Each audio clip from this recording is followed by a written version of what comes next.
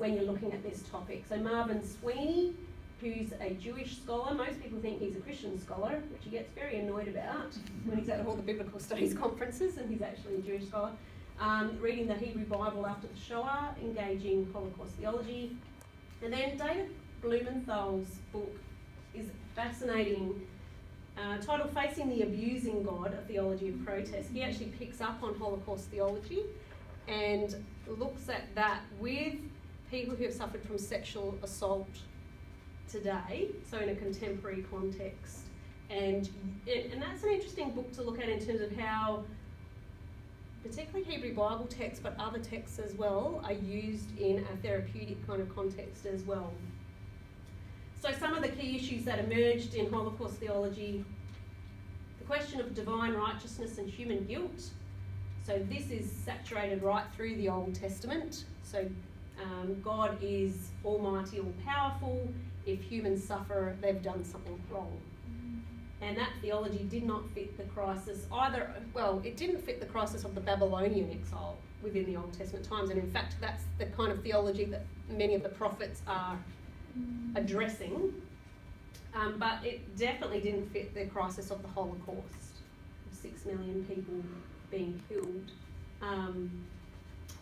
Well, more than that. But Sweeney says, we instead recognise that suffering and reward is not the necessary result of human moral action. So they had to introduce a whole new theological approach when dealing with injustice on a massive scale. The other topic that comes up in Holocaust theology is this idea of the hidden face of God. So where is God when people are suffering? And taking that even further, the concept of an abusive God. So in terms of Old Testament scholarship, this looks at concepts such as God as divine warrior. God is also depicted as, in different metaphors, an abusive husband, the one who sanctions war, rape and violence. In one case that we'll look at, God is the rapist in the story. How do you read a text like that? That's incredibly disturbing, but it's in there. Sorry? That's what I said, sorry. Oh, yes. Yes, I'm very sorry. But I'll come back to that one because that's a really interesting one. Let me just note one of Blumenthal's comments on using. Now I'm actually looking at my quote going, is that a quote? No, that's not a quote. Maybe I'll want to actually look at that. Oh, gee, now. Oh, no, I've jumped. I'll pause on it now because I'm not sure if I've actually put it up later, but the passage that where God is depicted as an abusive rapist is in Nahum chapter 3, verses 4 to 11. It's one of the minor prophets. Nahum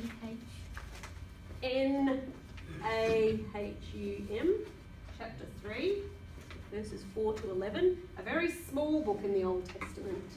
And the whole book is talking about the downfall of the capital of Assyria, Nineveh. Probably written about the 7th century. So they've taken the northern tribes off into exile. The Assyrians are the dominant world power. Nineveh is the centre of that power. And this chapter is really representing a metaphoric depiction of the city of Nineveh as a woman who's being assaulted, and that assault is coming from Yahweh. So it's very violent.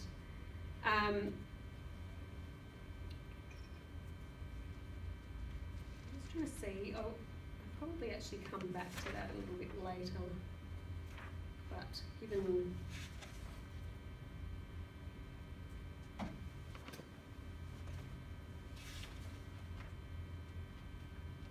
okay, so when you read Nahum, you're coming across rape, war, violence, death and humiliation.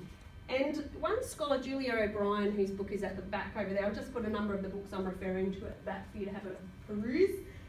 She says that it's actually really difficult to read these passages from a position of privilege. And for her, she'd read them and go, that's just so violent and so difficult. And she actually has a whole chapter on God as the abusing husband. How do we deal with those metaphors? This isn't the only passage where that's the case, but it's probably the most explicit. And one approach she took was to read the work of Wilhelm Wessels, who's a South African writer, who wrote on this book of Nahum that, and this is what he says, Nahum is best understood as resistance literature, much like the kind produced in South Africa during the apartheid years, where you depict your enemy being violated and defeated. It is poetry meant to liberate the imagination, to give oppressed people the confidence that justice will one day come. And that takes on this whole different approach to reading these violent texts. So we're not necessarily with the Old Testament or the New Testament dealing with texts that deal with trauma well. Sometimes they are just presenting trauma or traumatic situations. And our position as readers today is, how do we read them? How do we approach those texts of violence or trauma today? So Holocaust theology has enabled us to kind of look at these texts a little differently. I think I've got a little quote up there. The Holocaust theology also looked at the relationship between language lost due to trauma, which I mentioned before, and the expression of trauma. So this quote by Blumenthal: Susan Shapiro has argued that in the aftermath of the Holocaust, one cannot simply speak. That discourse has been shattered by the eruption of the Holocaust into modern consciousness. That language has been ruptured by the inbreaking of the Holocaust into common speech. Lawrence Langer too has made this point, that the Holocaust stands unresolved and unintegrated into the lives of survivors and those who study the Holocaust, a lexicon of disruption, absence and irreversible loss. Others have made the point too, how can one speak of beauty or meaning with 6 million ghosts hovering in the background? I think it might have been Sweeney or Blumenthal, I can't remember who, but he writes it really bluntly. Your theology needs to stand in the face of the gas chambers, the ovens that took children. How does that fit with that kind of crisis? And trauma studies have benefited a lot from Holocaust theology. In terms of Holocaust theology, another approach has been this idea of a God who is suffering as well. So not just looking at people who are suffering, but a God who suffers in the light of pain. So one of the initial questions with that is, do we have, when there's suffering in the world, in the text, are we having a God presented who is distant from that suffering, or a God who's present within it and active? And this challenges a long-held theology of divine, what's called divine impassibility, and this is a Catholic theology, that God is not directly impacted by human activity or pain.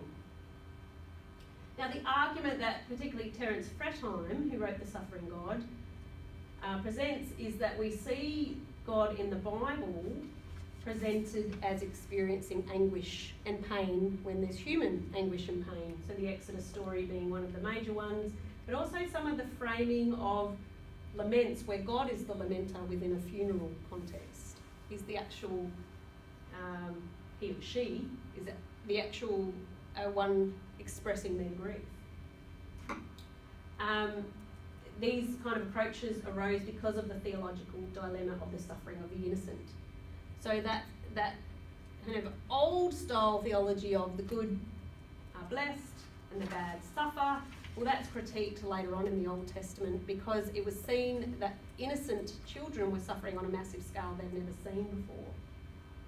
And they couldn't fit that theology into the reality of their lives.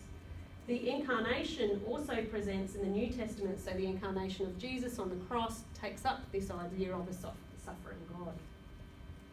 But is a suffering God the same as a traumatised God? So people might be able to come to the point of seeing God as suffering or feeling anguish, but is that the same as experiencing trauma? Can God be traumatised? I'm not going to answer that from my perspective, other than to raise it as a question, and that is a question within Christian theology as well as Jewish theology. Can I just Yep. just state some heresy, perhaps? Go for it. It's your class. We often hear the idea that the divine is merely a projection of ourselves. Mm.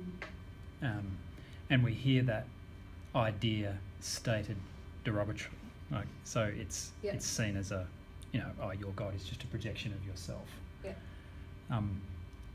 These kinds of questions that you've just asked, can God be traumatised? And when you said, you referred to God in either gender and so on, raised for me the question of whether or not that is precisely what God is, and that is precisely the power of the idea of the divine. That in fact we get a glimpse of ourselves, kind of meta somehow. And it helps us to reflect on who we are and what it means to be human and so on. So there you go. That's just made me think of that sometimes we need to question our own too quick critiques of ideas, and ask, well, actually, maybe that's not a bad idea. Maybe it's a powerful idea. Yeah. In fact, in the God of the sacred texts, we actually see ourselves mirrored in a way that gives meaning to us and gives value to that. Validates and affirms and all of that. So that's one of my favourite passages in study is Isaiah 42, verse 14, depicting God in childbirth. And it's this passage of in the Hebrew, the words are a panting sound. They're like a person actually going through childbirth. The terms that are used, two of them are not used anywhere else in the Hebrew Bible. It's almost like trying to give words to something indescribable, this pain that God is going through in this childbirth. And the interesting contrast is whenever you see childbirth mentioned in this same way in other passages, it's always a negative. It's always as a result of violation, as a result of invasion. It's a weakness. So to actually have God being depicted in this way, in the same kind of metaphor, there is a suggestion that we're seeing God weakened, absolutely traumatised in this space, with a loss of words. And that's directly a response to the exile. So in this particular passage, it starts with, there's been silence for a long time, and you think that silence means, I don't care. But the silence actually means I'm in it with you. And that was absolutely radical for the theology of the exiles at the time. First of all, this isn't about punishment. This is actually about a God in exile as well, and a God in the same kind of catastrophe that we're in. Because in ancient Near Eastern theology, not just Christian or Hebrew, well, it would only be Hebrew, that meant your God lost. That wasn't a strong God, that weak God. How could that weak God still be God? Particularly in a monotheistic tradition. Let me show you some images before we get to this passage of Assyrian psychological warfare. Just to put some context around where these passages emerged and to realise that historical and ancient connection that we have. So, as I said before, the Assyrians perfected psychological warfare. They would surround a town in siege warfare.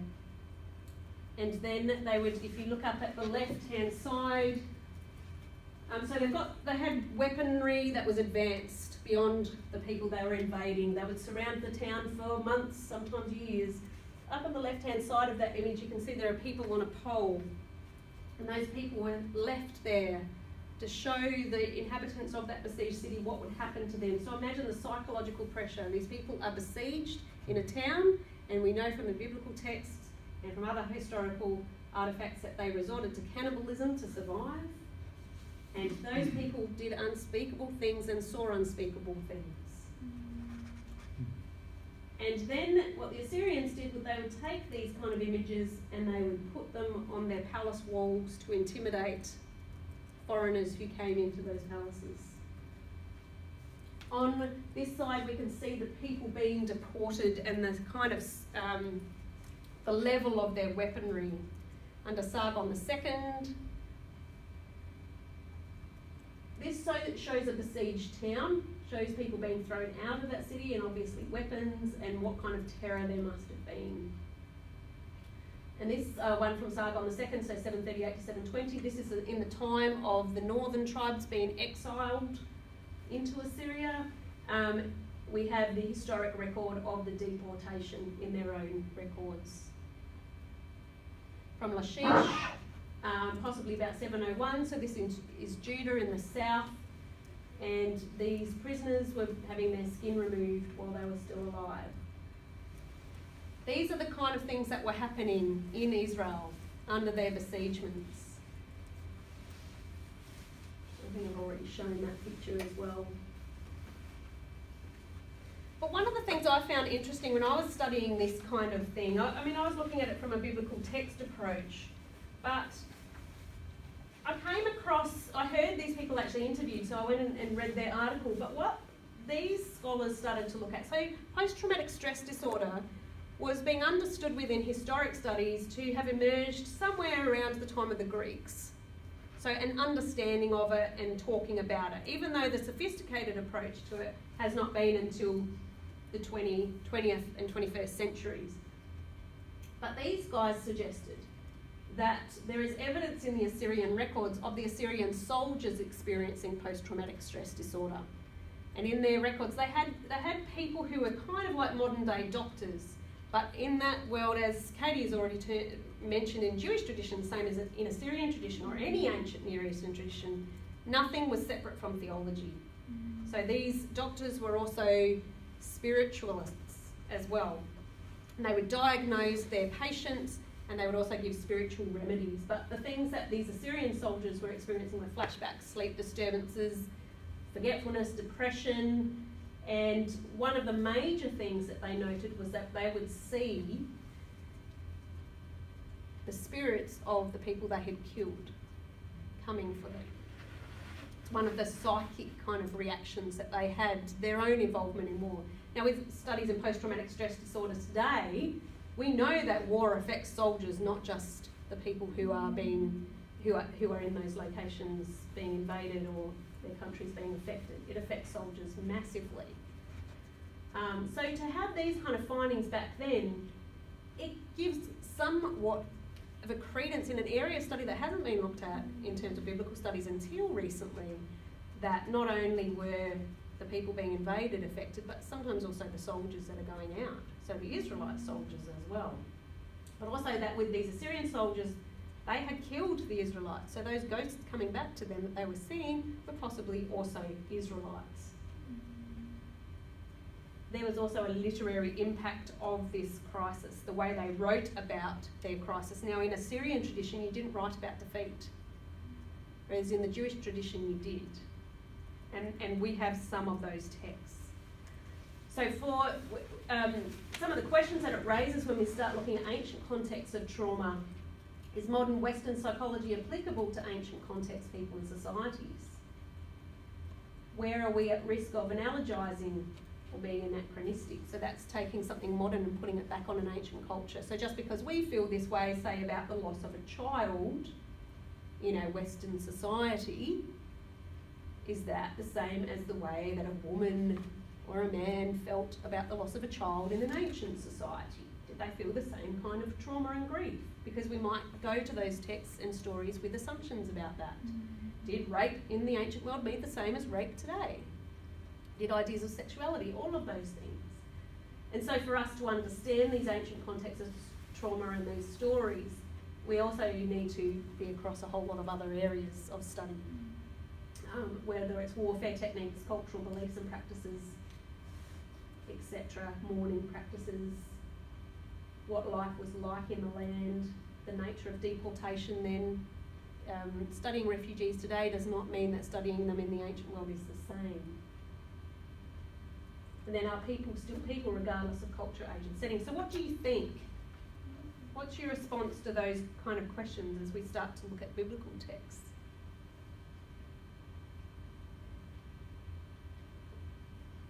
Is trauma the same?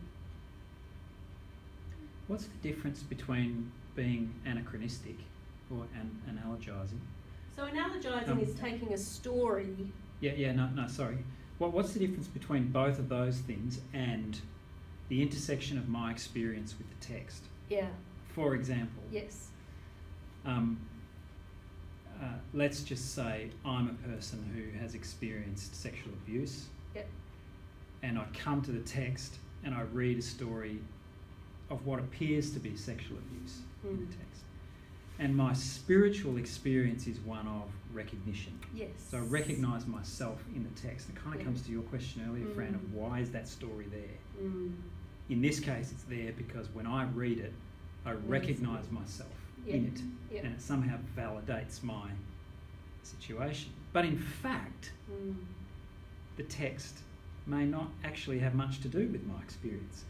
But right here in this moment, it does for me. Yeah. And this comes down to the Catholic practice of, it's going to go out of my head, sacred reading. Lectio Divina, thank you. Yeah. So when we do the Lectio Divina, we read the text as if it is speaking into my experience now, today, regardless of whether it is or not, in actual fact. Yeah. What's the difference between that and that? So first of all, I think you know the answer to that. Yeah, but I'm asking. So what's the opposite? Sorry? What's the opposite of that approach? So I might, for example, take my modern understanding of homosexuality and try and match it with a biblical text in order to prove a point one way or the other, and it doesn't quite. Yeah. Like it's easy to. Is that what you're asking me? Yeah, like, yeah. That's kind of actually almost. It's different, but it's kind of the same. Yeah. So the opposite approach might be to go, that is an historical event and it doesn't have anything to do with the person today. Yeah. And what's wrong with that approach? Yeah. Well, it renders it completely irrelevant. It becomes a history book only, rather than a history book and something else. Yeah. So I think what Chris is raising is again the issue of hermeneutics. What happens when we read a text today and the different theories about the meaning that's created in that reading, and can that be possible? Is it valid? Is another thing, and where that can be damaging or problematic. Yeah, cool. Thank you. Maybe like the challenge is bringing both sides into dialogue with each other. Bringing the history side in dialogue of, well, it's a sacred text, so it speaks to those people of faith. And so bringing those two into dialogue and where those two things meet. The dialogue is really interesting conversation going on, not just in the text, but with you, with the reader. Absolutely. So let me read you a little quote that Daniel Smith Christopher, who was getting attacked a lot for this kind of stuff in his early writing. So you can't say that refugee studies help us understand these ancient texts. This is 20th century, 21st century. What are you talking about? War is different today. Culture's different. And he made this comment. He said, while living in Israel-Palestine between 1986 and 1988, I became troubled by a clear Western media bias when reporting on local disasters in Israel and the West Bank. News reports in the West often featured the demonstrations of great emotional outbursts of both Arab men and women in the face of disaster or death. Such emotional displays were often met in Western reporters' eyes with a certain kind of disgust. Albert Memmi, in his classic work on the colonial situation, reflects on precisely this aspect of what some writers have since referred to as the colonial gaze. Even a native mother weeping over the death of her son, or a native woman weeping over the death of her husband, reminds the coloniser only vaguely of the grief of a mother or a wife. I was once started to hear a respected historian tell me that ancient Mesopotamians would not have suffered much anxiety over war. Just look at those people today. They couldn't care less. Their grief, apparently, was not real grief. Surely our reading of social science literature would help to mitigate any tendencies to forget that ancient Israelites fought real wars that featured real death and injury and caused real suffering and trauma. So what he's trying to get at is it's not necessarily the same. So Chris, in your example of the sexual assault story, someone who's been through sexual assault today in their situation, it might be different. It might be a different context, different situation, different reasons and so on than what they're reading. But there's a couple of things going on. Does that nullify the experience of familiarity that can be gained, or spiritual care that can be gained, and recognition of that abuse and trauma within reading that text? does it also nullify what actually happened in that original occurrence by it being different? And for a long time in biblical studies and scholarship, that approach was assumed, well, they're different. People didn't care if they lost babies in the ancient world because they had to have 10 of them anyway. You know, so losing one. A little the same as what people say about, oh, there's another famine in Africa today. They don't care as much about children. They don't even name them until this date. Raymond Gaita's really good on this stuff, the philosopher, Raymond Gaita, Yep. on the nature of racism Yeah. and its implicitness in precisely those kinds of attitudes that we... And this is exactly what Daniel Smith Christopher is getting at, not just with racism today, but in terms of our cultural biases that we then render texts unuseful for modern reading, rather than actually not only useful but at times therapeutic and powerful. So let's actually look at a biblical text. We've been talking around it for a long time, haven't we? I've put one in front of you, and what I want you to do, at the back of the room I've got some highlighters. I want you to take a highlighter and I want you to highlight any words that you can find in this text from Isaiah 51 verses 17 to 23 that might demonstrate trauma. And then I want you to use a different colour to take to the text for any words of hope. Okay, so one colour for trauma. It might be words, it might be sentences, it might be images or things you write on the side, and one colour for hope. So the highlighters are behind you. Begin.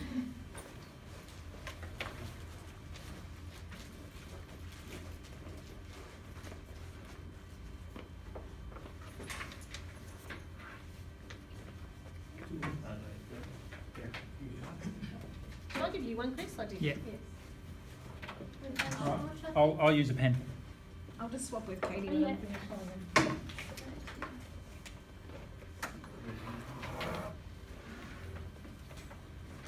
More, I've put up. Do you want to text in the It's okay, I'll do circles and lines.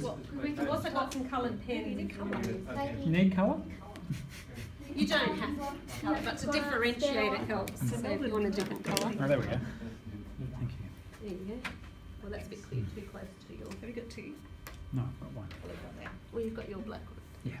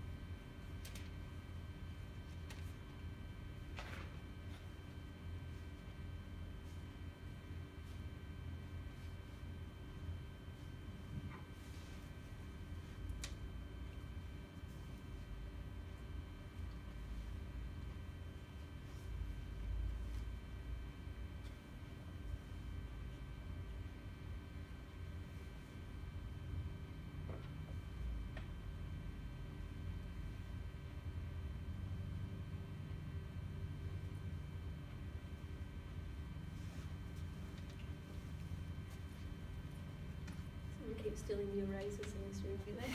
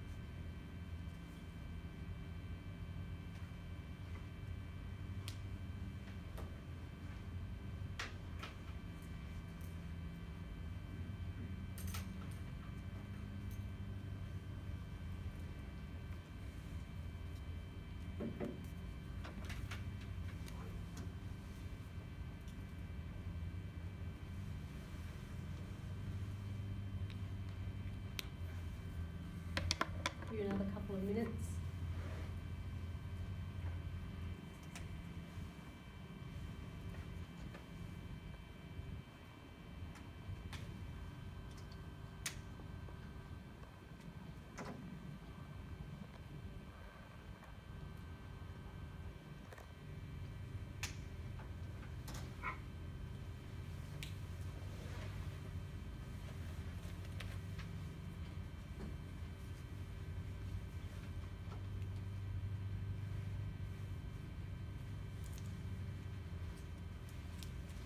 Okay, what kind of words of trauma or images of trauma did you come across in this passage?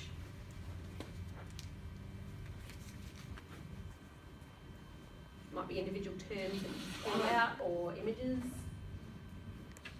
I think in verse 18 where it talks about there's no one to guide her, no one to take her by the hand.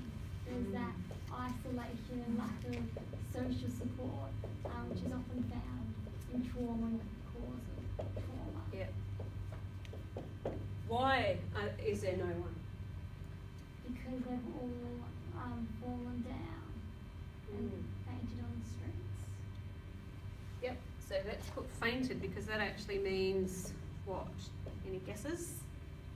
Died, I would imagine. Yeah. They've done that because of God. Yeah. So there's, let's call this theological trauma too. Why do you say that it's God? They're drunk at the hand of the Lord, Mm. the cup of his wrath. Yep. And rebuke. Yeah. Yep. So these are all punishment terms. Judgment. What are other words of trauma? Famine and sword. Yeah. So sword representing what? War. Yeah, war. Famine, a result of war. Devastation and destruction. Yeah. These are repeated words throughout Isaiah. Orphans. Orphans. Yeah.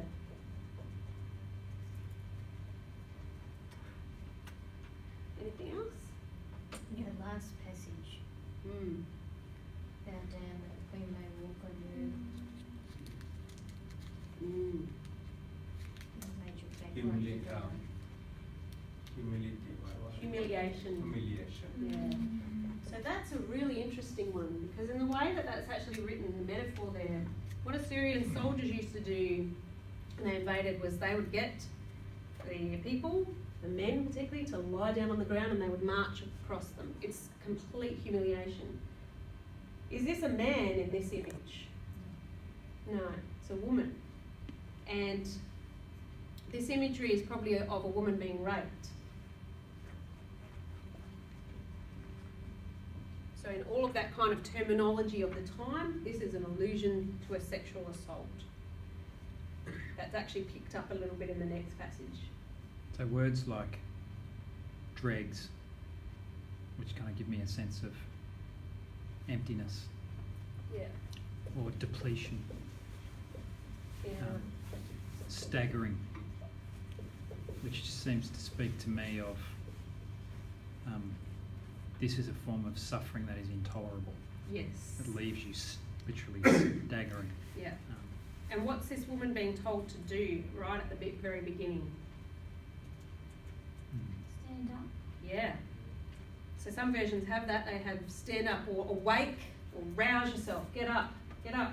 And we know from the end of the passage that this woman's been made to lie down, being told to get up and basically stand up for herself in light of all of this. What are the words of hope? Although those words stand up and rouse yourself, they seem to be words of hope, especially in light of the ending, because she hasn't been able to stand up. But but now she's been called to stand up. Yep. Yep. There's a sense of advocacy in verse 22. Yeah. There is somebody to talk to them. Yeah. Here.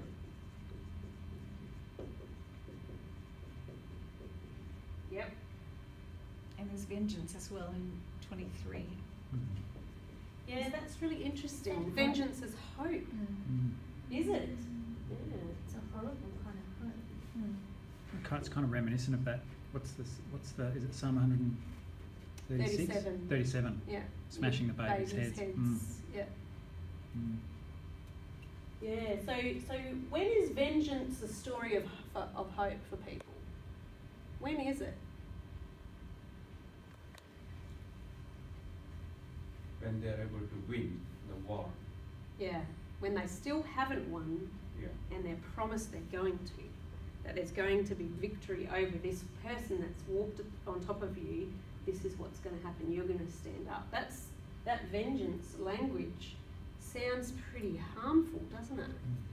But in the space of someone being oppressed, that can actually mean hope. It's agency.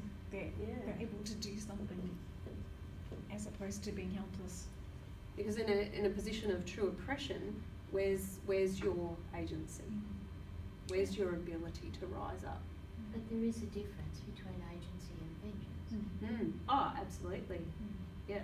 Is there a theological tone to that vengeance in the sense of you're talking about ancient monotheisms? If your God has been humiliated, Yes. then it's really important actually that your God is able to get back up and demonstrate Get off the mat. the opposite. Get off the mat, Yeah. reassert strength, dominance, whatever. I don't know. Yeah, Mm. absolutely. Mm. So this passage comes from Isaiah, and from a particular section of Isaiah 40 to 55, that is often called a book of consolation, book of hope.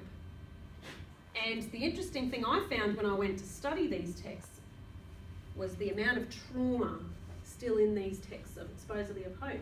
In fact, a lot of people read Isaiah today and they go, oh, it's all this flowery language about streets of gold and so on, and it's meaningless in that sense. But when you scratch the surface of Isaiah, this supposed text of hope, in contrast to Jeremiah and Ezekiel, which are definitely texts of doom, we find a lot of trauma still. And we need to ask some questions about this passage. Who's it representing? Who's this giving voice to? So if it's something giving agency or hope, or representing someone's trauma, who are these people? Who is this person? And how is it presented? So first of all, what's the style of writing? If you just look at that like this, obviously an English translation, but what kind of style would you suggest this is?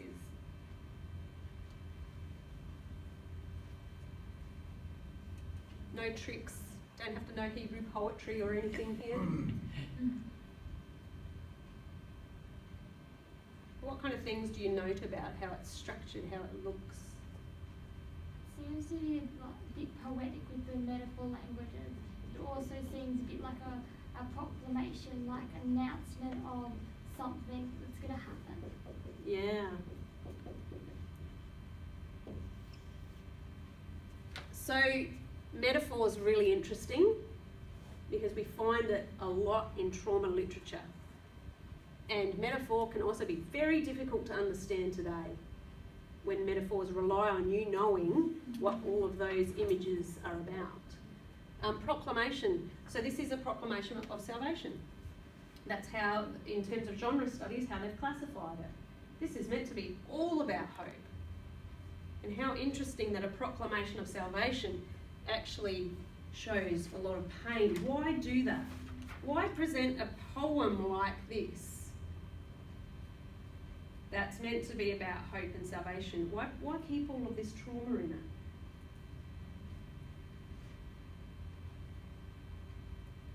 Why not just write something really lovely like, this will end for you, you're going to be fine, flowers and loveliness and rainbows and unicorns? Nick Cave that great authority on the Hebrew Bible. Yes. He hates the Hebrew Bible. He said any love song that doesn't include pain and suffering is not a love song. It's a hate song. Mm-hmm. And Interesting. He was pretty cross with the kind of fluffy, happy-go-lucky love song. He obviously didn't think those were love songs, because he thinks or thought that we only actually know love in its full context, in the midst of its risk and its potential for loss and suffering and all of that. So how would we know hope if it was not in the context of that from which we hope? When do you need hope? When do you need hope? Right. Yeah, in the midst. So is this an attempt at addressing the reality of the pain of the present with the hope of the future? I mean, hope is always about the future in a sense. I'd suggest also that this is also a bit of a story. So this is one of a number of Zion songs in this section of Isaiah. They're interspersed with the servant songs. So we've already mentioned the servant who's meant to be representing vicariously the suffering of a people, and a lot of Christian attention has been paid to the servant as a male figure that's representing Christ in the Old Testament. But not a lot of attention has been paid to these Zion songs, which intersperse. So the feminine picture of suffering. And the other issue is that the servant is going to suffer in the future, whereas Zion has suffered already. So this is talking about the suffering. So it says, you who have drunk the dregs, and the things that have already happened to her as a past event, but they're obviously still going on, and isn't that? So often, like we saw with the clip at the beginning about trauma, that the past is so radically invades the present to make the present almost intolerable to live in, and almost the impossibility of a future. So how much then does a text of hope or a text of trauma and hope present the possibility of breaking out from this story being the dominant narrative to that being the dominant narrative? That's a kind of nice way of thinking about it. I think there's also a resistant way of thinking about it, about saying, despite these messages about standing up, you've got God who pleads the case for his people, is there a resistance in this as well? Can this be resistance literature that, well, implicit within it, as you've already mentioned, Chris, is God is the one who's brought this upon them. So what are they testifying to here? What happened to this people? So the other thing with metaphor that gives us space to explore is that it's representing more than an individual. It's not just one person who experiences trauma, this metaphor of who is it of? What's the name of this person? You mean generically? Just from the text itself. Who's it addressing? Jerusalem. Zion, the city that had been destroyed. And so the metaphor picks up the real images of destruction, and it mixes them with emotion, and the emotion within human bodies, not just the physical destruction of a city. You so often see this with war poetry and literature, that they often talk about. So for example, the rape of Nanjing in China, that is depicted as because it's such a massive scale of disaster to a lot of people, and rape occurred in that invasion, that rather than trying to depict all of those millions or however many people die in that kind of occasion, let's take it as one individual who we can cope with and put a metaphor around it that we can relate to. And the way that metaphor is built is to give this city human figures. So drinking, she's being guided, she's got children. What's happened to these children? They've died. What's the role of a child in the ancient Near East? They were to look after their mother. So this is a mother who's lost her children and no longer, she's socio-economically disadvantaged right on the margins. caught in a war. So then we get the real figures of war: devastation, destruction, famine, and sword. And this image of comfort. That contrasts with it. Who's going to comfort you? Well, comfort is a word that's used repeatedly. It's how Isaiah 40 starts. Comfort, comfort my people. In fact, the book of Nahum that I was talking about before, with that whole imagery of rape, Nahum means comfort. What strange things to juxtapose together: trauma and comfort and hope. It doesn't appear to me to be comfort in it. Yeah, that's I don't the find resistance. comfort in it. Yep. I What do you find in it? Relief. Yeah. The taking from your hand the cup is for me is like the relief from that persecution or suffering or burden. Yeah. But there's no comfort in that, Yeah. and certainly there is no comfort in revenge.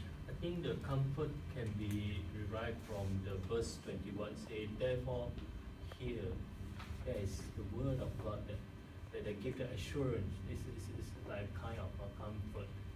Yeah. Very interesting, like picking up on those terms. So as I said, Isaiah 40 starts with the words, comfort, comfort my people. Speak to Jerusalem. So here we have, as you've observed, Fran, already in 51, comfort's still being spoken, but Jerusalem's not comforted yet. There's still all of this. And I would argue with that's a form of the trauma still emerging from the text, saying, is it too soon to say it's all going to be okay? That the people have been through this massive traumatising event and just get over it? Like, is that possible? Are we seeing a resistance within this literature that says, we've got all this conversation about